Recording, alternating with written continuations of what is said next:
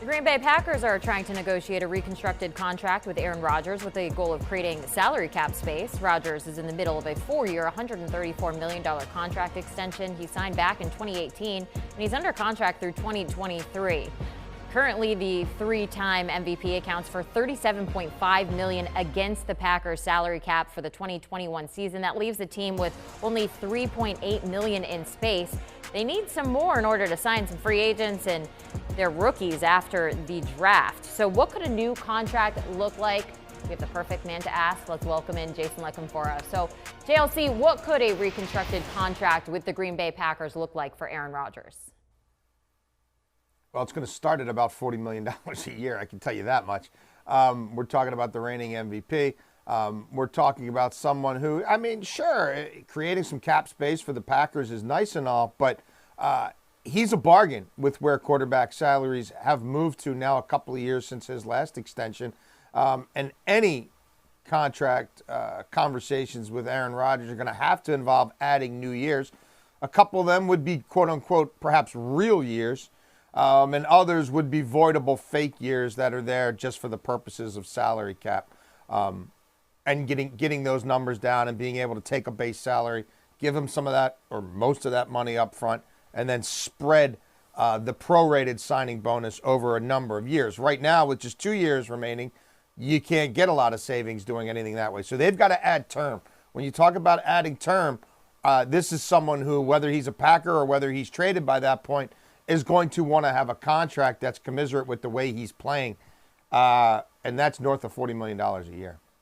Not bad there, not bad at all. Let's talk about the rookie class coming in, and we're going to keep it with the quarterbacks. Alabama's Pro Day taking place today at noon. All eyes are going to be on Mac Jones. So what are you hoping to see from Jones in this one?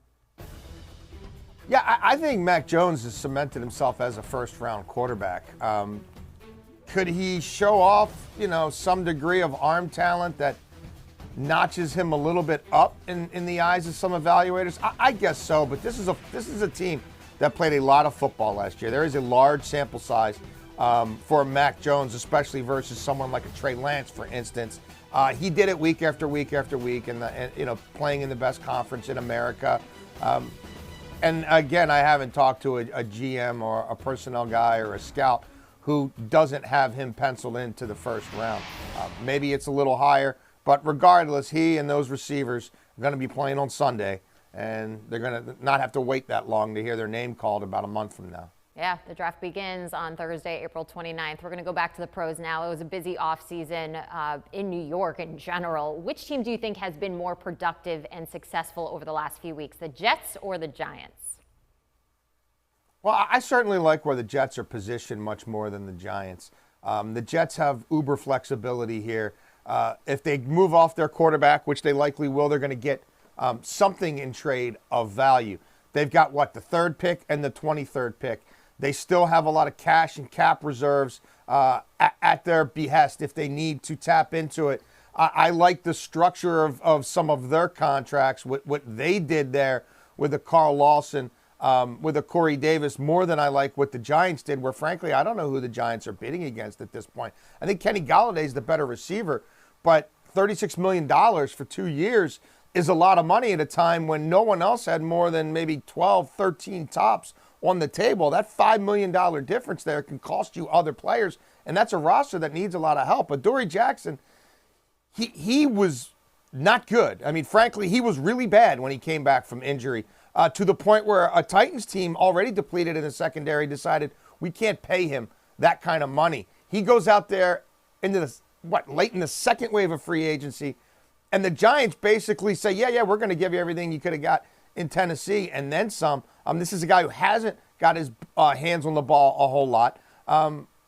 I just feel like there's an air of desperation to what the Giants are doing now, whereas the Jets are kind of in the middle of a rebuild that they're all in on. Everybody's pulling in the same direction, and I think they're a little more calculated in what they're doing.